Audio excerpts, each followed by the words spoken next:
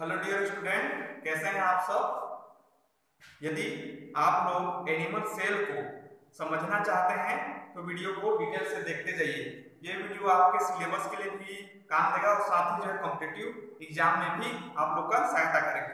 तो देखते जाइए, हम लोग एक एक करके जो है एनिमल सेल को समझेंगे, अच्छे से जानेंगे। ठीक है कि होता क्या है एनिमल सेल, एनिमल सेल की संरचना क्या क्या होता है।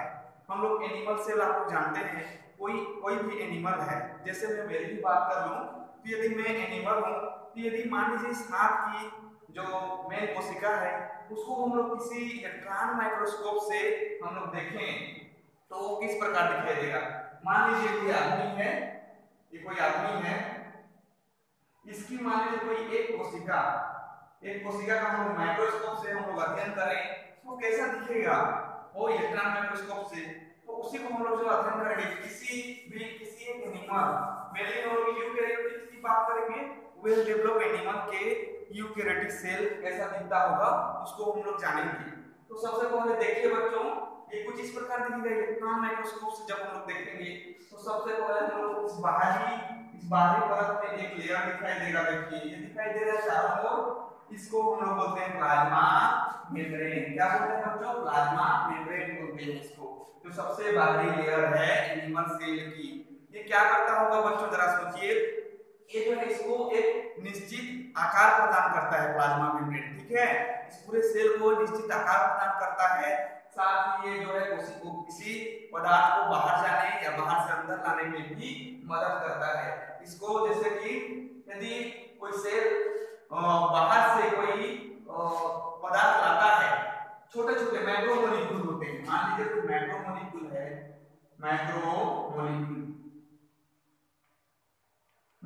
बहुत ही छोटा, लगभग 100 एंगस्ट्रॉम से या फिर 100 एंगस्ट्रॉम या 100 एंगस्ट्रॉम से छोटा होता है। तब यदि बाहर से कोई केमिकल या कोई पदार्थ अंदर आता है तो उस घटना को हम लोग पिनोसाइटोसिस कहते हैं। पिनोसाइटोसिस मतलब दो शब्द से मिलकर बना है, पिनो और साइटोसिस। पिनो मतलब क्या? पीने से है, सीधा तात्पर्य। तो कोई पदार्थ, कोई तरल पदार्थ को जो है इंगल कोई लेता है, अपने अंदर लेता है, जिसको हम पिनोसाइटोसिस कहते हैं। इसमें जनरली लिक्विड मटेरियल होते हैं, एकदम स्मॉल पार्टिकल होते हैं। पिनो मतलब पीना, साइटोसिस मतलब सेल के अंदर। उसी प्रकार यदि कोई बड़ा केमिकल, इसको हम लोग मैक्रोमोलिक्यूल मान सकते हैं, मैक्रोमोलिक्यूल।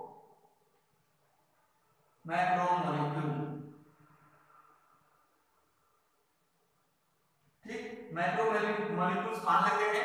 मैक्रोमोलिक्यूल लगभग 250 एंगस्ट्रॉम का होना चाहिए। ये पिनोसाइटोसिस में 100 एंगस्ट्रॉम का लगभग होना, 100 नैनोमीटर का होना चाहिए। और फेगोसाइटोसिस के लिए कितना होना चाहिए बच्चों? 250 नैनोमीटर। ठीक है, होना चाहिए फेगो से।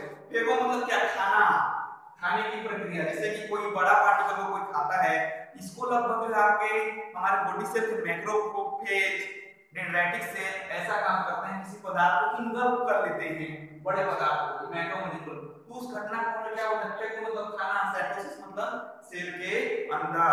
जब कोई बड़ा पार्टिकल को कोई सेल इंगल्फ कर लेता है तो उसको फेगोसाइटोसिस कहते हैं। और फेगोसाइटोसिस की प्रक्रिया हमारे बॉडी में ही पाए जाने वाले मैक्रोफेज, डेंड्राइटिक सेल, इन लोग इस प्रक्रिया को करते हैं। आप लोग जो है लिख लेंगे कॉपी में, बहुत ही अच्छा नोट बनेगा आप लोग का। और जो पिनोसाइटोसिस की प्रक्रिया लगभग सभी यूकेरियोटिक सेल में होता है। तो हम लोग देख रहे थे कि जो इसका स्ट्रक्चर कैसे दिखाई देगा। हम लोगों ने प्लाज्मा मेम्ब्रेन के बारे में जाना है। अब हम लोग बहुत ही इंटरेस्टिंग ढंग से जानते हैं साइटोप्लाज्म।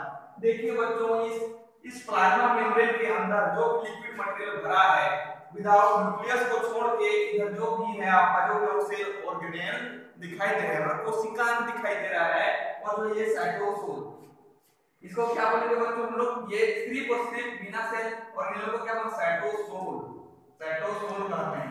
तो साइटोप्लाज्म किसे कहेंगे? साइटोसोल हम लोग तब की घटना को कहेंगे जब न्यूक्लियस के अलावा कोई सेल ऑर्गेनेल नहीं पाया जाएगा। Without cell organelle only liquid material is contain, that is called cytosol. लेकिन साइटोप्लाज्म किसे कहेंगे? साइटोसोल में कोई कोशिका नहीं रहेगा, सिर्फ न्यूक्लियस रहेगा। इधर जितने भी जो माइटोकॉन्ड्रिया दिख रहे हैं वो जानेंगे आगे, गोल्जी बॉडी ये वगैरह नहीं रहेगा, तो उसको साइटोसोल बोलेंगे। लेकिन साइटोप्लाज्म किसे कहेंगे? साइटोप्लाज्म जब कहेंगे जब साइटोसोल भी प्रेजेंट होगा, साइटोसोल प्रेजेंट हुआ प्लस ऑर्गेनेल, ऑर्गेनेल मतलब कोशिका, ठीक है, ऑर्गेनेल, ऑर्गेनेल, सेल ऑर्गेनेल बोल सकते हैं आप लोग, यहाँ सेल लिख लेंगे, सेल ऑर्गेनेल प्लस साइटोसोल को हम लोग साइटोप्लाज्म कहते हैं विदाउट न्यूक्लियस, ठीक है, न्यूक्लियस, साइटोसोल और सेल ऑर्गेनेल, न्यूक्लियस को छोड़ के उसको हम लोग साइटोप्लाज्म कहेंगे। तो हम लोगों ने जाना है बच्चों प्लाज्मा मेम्ब्रेन किसे कहते हैं, साइटोप्लाज्म किसे कहते हैं, साइटोसोल किसे कहते हैं, पिनोसाइटोसिस किसे कहते हैं, फेगोसाइटोसिस किसे कहते हैं। अब देखिए इस पूरी कोशिका को ऊर्जा देने के लिए कोई ना कोई होगा स्रोत, जैसे सूर्य हम लोग का क्या है ऊर्जा स्रोत है बच्चों, उसी प्रकार कोशिका को भी कोई ना कोई एनर्जी तो देता होगा ना। आप लोग सोचिए कौन देता होगा वो, तो वो एनर्जी देने का काम करता है माइटोकॉन्ड्रिया। माइटोकॉन्ड्रिया क्या करता है, एनर्जी, इसमें श्वसन रेस्पिरेशन की क्रिया होती है जिसके कारण वो जो पदार्थों का ऑक्सीडेशन होता है और जो है एनर्जी मुक्त होता है एटीपी के रूप में। तो मैं कह सकता हूं कि कोशिका का पावर हाउस किसे कहेंगे, आप लोग कॉम्पिटिटिव एग्जाम के लिए है, कोशिका का पावर हाउस किसे कहेंगे, पावर हाउस जिसके पास शक्ति हो, तो माइटोकॉन्ड्रिया को कहते हैं बच्चों। आप लोग नोट कर लीजिए, माइटोकॉन्ड्रिया को सेल का पावर हाउस कहते हैं या फिर कोशिका का ऊर्जा गृह कहते हैं, ठीक है। उसके बाद देखिए माइटोकॉन्ड्रिया के बाद देखिए लाइसोसोम, ठीक है, लाइसोसोम में क्या होता है बच्चों, हम लोगों ने जाना। उसके बाद देखिए वैक्यूल, छोटा छोटा खाली स्पेस होगा, इसमें लिक्विड मटेरियल होगा, उसको वैक्यूल्स बोलते हैं। वैक्यूल्स मतलब रिक्तिकाएं रिक्त रह जाता है, जैसे हम लोग का कोई कमरा अतिरिक्त रखते हैं ना, मान लीजिए बड़ा घर है तो उसमें अतिरिक्त कमरा होता है रिक्त, वैसे ही रिक्तिकाएं होती हैं, उसमें कुछ तरल पदार्थ होते हैं, ठीक है। अब देखिए उसके बाद हम लोग बहुत इंटरेस्टिंग ढंग से आगे देखते हैं, ठीक है, हम लोग उसके बाद देख लेते हैं। देखिए अब देखिए ये सारा जो ऑर्गेनेल टिका हुआ है यहाँ, तो किसी ना किसी चीज से टिका है। हमारा बॉडी किससे टिका है, यदि हमारे बॉडी में मैं बोलूं कि हमारे बॉडी में यदि कंकाल नहीं होता, हड्डी नहीं होता, तो मैं ऐसा खड़ा हो पाता क्या, नहीं हो पाता। आप लोग भी नहीं खड़े होके नहीं देख पाते, बैठ के नहीं देख पाते, है ना, वीडियो को कैसे देख पाते यदि हड्डी नहीं रहता तो इसको जो है पूरे ढांचा प्रदान करने के लिए, जैसे हमारे में छोटे छोटे कंकाल है ना, सपोर्ट मेन हड्डी है, तो इसमें देखिए बच्चों उसी प्रकार इसमें भी ये हड्डियां लाइक संरचना है, हड्डी बोल सकते हैं कोशिका का, इसको हम लोग क्या बोलते हैं बच्चों, माइक्रोट्यूब्यूल, क्या बोलते हैं, ये देखिए माइक्रोट्यूब्यूल, मतलब छोटे छोटे ट्यूब्यूल, इसमें हड्डी है ना छोटे छोटे बॉडी में, तो इसी कोशिका में भी हड्डी होगा, उसको ढांचा प्रदान करने के लिए उसको माइक्रोट्यूब्यूल कहते हैं। साथ ही इसमें माइक्रोट्यूब्यूल के बाद जो और छोटे छोटे क्या हड्डी होते हैं, उसको क्या बोलते हैं बच्चों, ये देखिए ये आप लोगों को दिख रहा होगा, इसको बोलते हैं माइक्रोफिलामेंट कहते हैं, ठीक है। अब देखिए इसके बाद हम लोग देखते हैं लाइसोसोम किसे कहेंगे, तो लाइसोसोम पे जो पाचन प्रक्रिया पाया जाता है, पाचन करने वाले एंजाइम पाए जाते हैं। इसी कारण आप लोग सुने होंगे कि कोशिका का सुसाइड बेग किसे कहते हैं, जरा सोचिए, सुसाइड बेग आत्महत्या की थैली लाइसोसोम को कहते हैं। लेकिन लाइसोसोम को कोशिका का आत्महत्या की थैली या फिर सुसाइड बेग क्यों कहा जाता है, तो जरा सुनिए, वाले वीडियो को देख लीजिए, बाद में उसको आप लोग स्क्रीनशॉट करके नोट कर सकते हैं।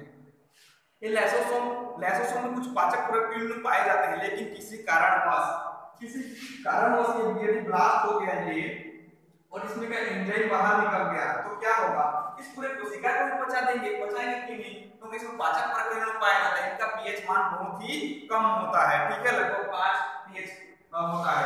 तो ये क्या होता है, जब इसका केमिकल बाहर निकल जाता है तो पूरे कोशिका को इन लोग डाइजेस्ट कर देते हैं। तो क्या कर रहा है, कोशिका का स्वयं ही कोई पार्टिकल है जिसके कारण इसकी मृत्यु हो जाती है, इसीलिए इसे कोशिका का सुसाइड बेग कहते हैं, किसे, लाइसोसोम को, ठीक है। अब देखिए कोई मान लीजिए कोई वेसिकल है, ठीक है, हम लोग और अच्छे से जानेंगे कि एक गोल्गी वेसिकल, मान लीजिए गोल्गी वेसिकल है, गोल्गी बॉडी बनाता है, गोल्गी वेसिकल आप लोग लिख लेंगे गोल्गी वेसिकल, ठीक है, गोल्गी वेसिकल है, ये जाकर के प्लाज्मा मेम्ब्रेन में फ्यूज हो जाता है, तो और जो है कुछ केमिकल को, ये वेसिकल केमिकल भरा है इसमें, ये केमिकल को यदि बाहर छोड़ देता है तो उसको क्या बोलते हैं, सेक्रेटरी वेसिकल, क्योंकि ये वेसिकल सीक्रेट कर रहा है ना, बाहर भेज रहा है, देखिए बच्चों ये बाहर भेज रहा है, आप लोगों को बहुत ही अच्छे ढंग से जाना है, इसीलिए इसको हम लोग है सेक्रेटरी वेसिकल बोलते हैं। ये गोल्गी वेसिकल बनाता है, ठीक है। अब कैसे बनाता है देखिए, सबसे पहले हम लोग बात करेंगे, इधर देखिए इंटरमीडिएट फिलामेंट, ये भी कोशिका का, ये इंटरमीडिएट फिलामेंट ये भी कोशिका का एक हड्डी ही है, एक बोन्स ही है मान लीजिए, जो इसको ढांचा प्रदान करने में मदद करते हैं। और माइक्रो फिलामेंट वगैरह और क्या करते होंगे जी,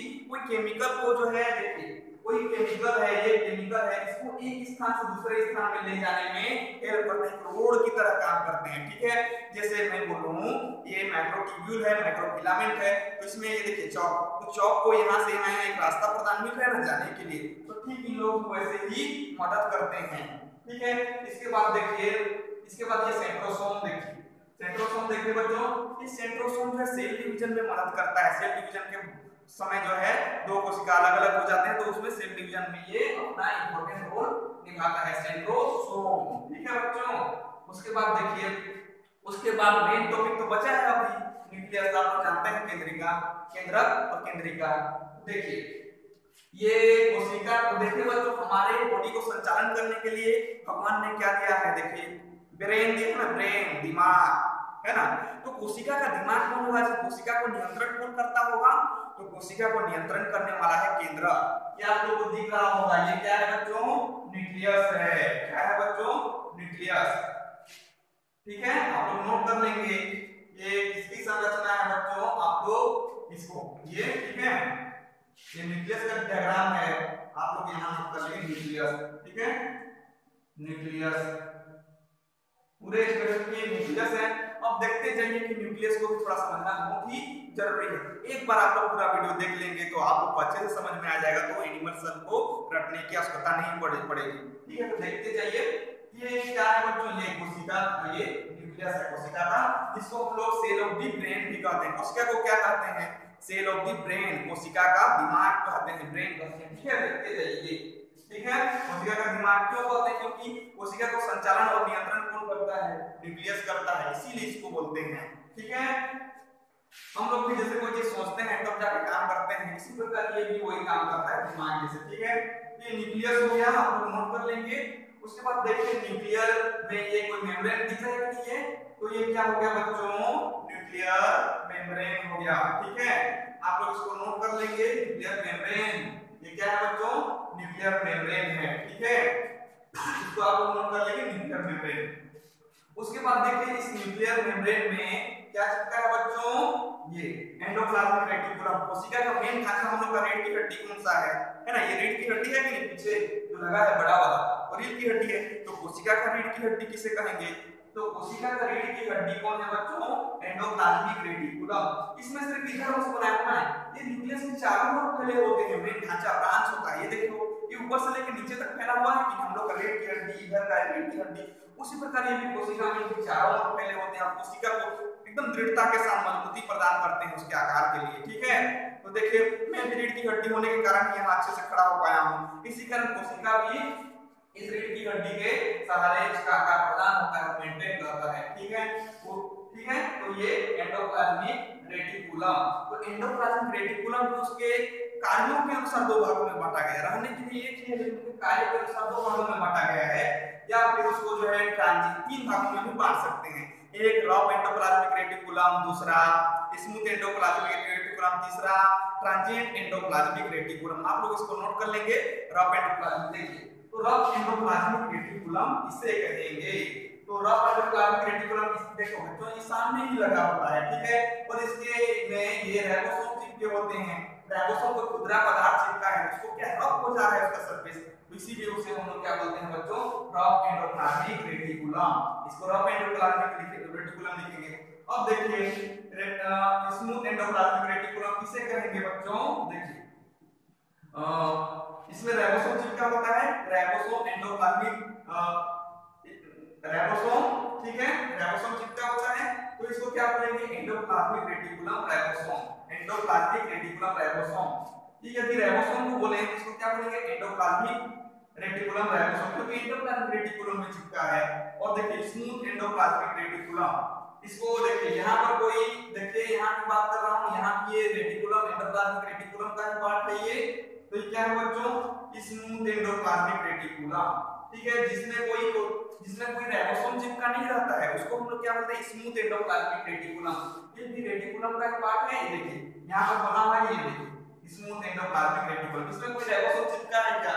यहाँ देखिए ये भी एक ब्रांच है, नली है, लेकिन इसमें कोई राइबोसोम नहीं चिपका है, तो इसको क्या बोलेंगे बच्चों? Smooth endoplasmic reticulum. ठीक है, उसके बाद देखिए स्मूथ एंडोप्लाज्मिक रेटिकुलम के बाद आगे देखते जाइए, और एक बहुत ही अच्छा इंपॉर्टेंट टॉपिक बचा हुआ है, वो देखिए ये न्यूक्लियस है, तो ये न्यूक्लियस मेम्ब्रेन, ये चारों का क्या है बच्चों? ये न्यूक्लियर मेम्ब्रेन। हम लोग स्मूथ एंडोप्लाज्मिक रेटिकुलम देखिए, रफ एंडोप्लाज्मिक रेटिकुलम देखिए, फिर एंडोप्लाज्मिक रेटिकुलम पर राइबोसोम चिपका है, तो इसको एंडोप्लाज्मिक रेटिकुलम राइबोसोम। ए ईआर का मतलब क्या है? एंडोप्लाज्मिक रेटिकुलम, आर का मतलब रेटिकुलम राइबोसोम है। ठीक है, और न्यूक्लियर कोर, न्यूक्लियर में भी देखिए बच्चों, यहाँ पर ये देखिए यहाँ पर एक कोर दिखाई दे रहा है आप लोग को, यहाँ खाली जगह दिखाई दे रहा है, दिखाई दे रहा है कि नहीं? तो इसी पोर, ये पोर, इस पोर की सहायता से न्यूक्लियस का कोई मटेरियल जो है बाहर जाता है या अंदर आता है, तो इसको क्या बोलते हैं? न्यूक्लियर पोर बोलते हैं। ठीक है, जो न्यूक्लियस के मेम्ब्रेन में ये पोर पाया जाता है, इसको न्यूक्लियर पोर। न्यूक्लियर पोर हो गया, दो जगह लिखा है, सॉरी, ये न्यूक्लियर पोर हो गया। उसके बाद न्यूक्लियर न्यूक्लियोलस, देखिए कोशिका इस न्यूक्लियस के अंदर में एक न्यूक्लियोलस जो कि राइबोसोम का निर्माण करता है। ठीक है, ये न्यूक्लियोलस कहते हैं। न्यूक्लियस में डेंस संरचना पाई जाती है जिसको न्यूक्लियोलस कहते हैं, ये राइबोसोम निर्माण में हेल्प करते हैं। ठीक है, और इसमें क्या पाया जाता है बच्चों? देखिए क्रोमेटिन, क्या है बच्चों? ये क्रोमेटिन। ठीक है, आप लोग इसको नोट कर लेंगे, ये क्रोमेटिन। ठीक है, ये देखिए यहां लिख दे रहा हूं मैं क्रोमेटिन, क्रोमेटिन, इसको आप लोग नहीं दिख रहा है फिर भी नोट कर लेंगे, क्रोमेटिन है। ठीक है, ये क्या है बच्चों? क्रोमेटिन है जो इसमें ये पाया जा रहा है। ठीक है, तो क्रोमेटिन जो है कुछ स्पेशल प्रकार के डीएनए और जब प्रोटीन से मिलकर के बने होते हैं, आप लोग नोट कर लेंगे। क्रोमेटिन जो है स्पेशल प्रकार के प्रोटीन और डीएनए से मिलकर के बने हुए होते हैं। ठीक है, अब देखिए ये न्यूक्लियर कोर हो गया, न्यूक्लियोलस बोलते हैं इसको, और देखिए प्री राइबोसोम, तो हम लोग जो रफ एंडोप्लाज्मिक रेटिकुलम में राइबोसोम पाया जाता था, इसके अलावा भी कोशिका में कुछ फ्री राइबोसोम पाए जाते हैं। देखिए ये फ्री राइबोसोम, ये फ्री राइबोसोम, देखिए ये किसको क्या बोलते हैं बच्चों? Free ribosome. तो देखिए रफ एंडोप्लाज्मिक रेटिकुलम में भी राइबोसोम पाया जा रहा है, और जो है फ्री राइबोसोम भी पाया जाता है। इसको क्यों पाया जा रहा है ऐसा? तो रफ एंडोप्लाज्मिक रेटिकुलम में जो भी राइबोसोम पाया जाता है वो कोशिका से बनता है और दूसरे चीजों में ट्रांसफर होता है, दूसरे जगह जाता है। कोशिका से बाहर जाने के लिए यदि राइबोसोम बनाना है, कोई प्रोटीन बनाना है, तो उसको इस रफ एंडोप्लाज्मिक रेटिकुलम के राइबोसोम प्रोटीन बनाते हैं। राइबोसोम क्या करता है? प्रोटीन बनाता है। तो आप लोग नोट कर लेंगे कि प्रोटीन का फैक्ट्री किसे कहते हैं? राइबोसोम को कहते हैं, प्रोटीन का फैक्ट्री कहते हैं। ठीक है, राइबोसोम तो प्रोटीन बनाता है और बाहर जाने के लिए होता है ना, जो रफ एंडोप्लाज्मिक रेटिकुलम में जो भी प्रोटीन होता है। लेकिन यहाँ बाहर जो राइबोसोम होता है, कोशिका अपने उपयोग के लिए प्रोटीन जो बनाता है वो क्या होता है? फ्री राइबोसोम अपने उपयोग के लिए बनाता है। ठीक है, उसके बाद वेसिकल देखिए, कुछ वेसिकल, इस वेसिकल को कौन बनाता होगा जी? देखिए ये इसको मिटा रहा हूं अभी, ये देखिए ये रफ एंडोप्लाज्मिक रेटिकुलम से प्रोटीन बना, तो ये वेसिकल के रूप में इधर जाता है, ये वेसिकल बन गया। ये वेसिकल जो है देखिए, ये वेसिकल जाके इसके साथ फ्यूजन हो जाता है गोल्गी बॉडी के अंदर। ठीक है, अब मैं आप लोगों को गोल्गी बॉडी के बारे में भी बताऊंगा, आप देखते जाइए। ये वेसिकल बनाया, तो इसी को हम लोग रफ एंडोप्लाज्मिक रेटिकुलम वेसिकल बनाता है, इसमें प्रोटीन होता है बच्चों, तो इसको हम लोग वेसिकल कहते हैं। ठीक है, उसके बाद देखिए वेसिकल जाके गोल्गी बॉडी में फ्यूज हो जाता है। आप लोग जानते होंगे कोशिका का पोस्ट मास्टर किसे कहते हैं? Cell of the post master, कोशिका का पोस्ट मास्टर किसे कहते हैं? तो हम लोग गोल्गी बॉडी को कहते हैं। बहुत ही इंपॉर्टेंट है बच्चों, देखते जाइए। वो हम लोग जो है कोशिका का पोस्ट मास्टर गोल्गी बॉडी को कहते हैं। क्यों कहते हैं उसको भी जरा समझिए, क्योंकि इसमें जो है कोशिका का जो मटेरियल होता है उसको ये क्या करता है? पैकेजिंग करने का काम करता है। हम लोग डाकिया के पास चिट्ठी को जमा करते हैं कि नहीं, ठीक इसी तरह इसमें जो भी पदार्थ बना रहेगा न्यूक्लियस के अंदर, न्यूक्लियस के अंदर से बाहर न्यूक्लियोपोर से एंडोप्लाज्मिक रेटिकुलम में जाएगा, फिर राइबोसोम से कोई प्रोटीन बनेगा तो वो वेसिकल के रूप में बाहर आएगा, फिर ये वेसिकल जाके यहाँ फ्यूजन हो जाएंगे और यहाँ पर जमा होंगे। लेकिन क्यों जमा होंगे? प्रोटीन का प्रोसेसिंग करने के लिए, प्रोटीन को पूरी तरह से मैच्योर होने के लिए। ठीक है, फिर एंडोप्लाज्मिक इसमें जाकर गोल्गी बॉडी में चले जाते हैं। ठीक है, ये गोल्गी बॉडी है, आप लोग यहाँ लिख लेंगे गोल्गी बॉडी। क्या है बच्चों? Golgi body. ठीक है, आप लोग लिख लेंगे इसको गोल्गी बॉडी। ठीक है, ये गोल्गी बॉडी है, ये जो यहाँ पर चित्र दिखाई दे रहा है गोल्गी बॉडी है। ठीक है, तो इसमें ये वेसिकल चिपक जाता है, ये बहुत सारे लगभग 8 जैसे ये प्लेट जैसे होते हैं, रोटी जैसे, है ना, 8 होते हैं, 8 से कम। फिर ये भी अपना वेसिकल बनाते हैं, देखिए तो इसको क्या बोलते हैं बच्चों, गोल्गी वेसिकल बोलते हैं। और गोल्गी बॉडी कोई वेसिकल बनाते हैं उसको क्या बोलते हैं, गोल्गी वेसिकल। देखिए यहाँ जो प्रोटीन आया था एंडोप्लाज्मिक पहले न्यूक्लियस में, फिर एंडोप्लाज्मिक रेटिकुलम में, एंडोप्लाज्मिक रेटिकुलम से वेसिकल, वेसिकल यहाँ फ्यूजन होता है, फिर यही प्रोटीन जो है यहाँ आगे बढ़ता है और ये प्रोटीन इसमें कंटेन होता है गोल्गी वेसिकल में।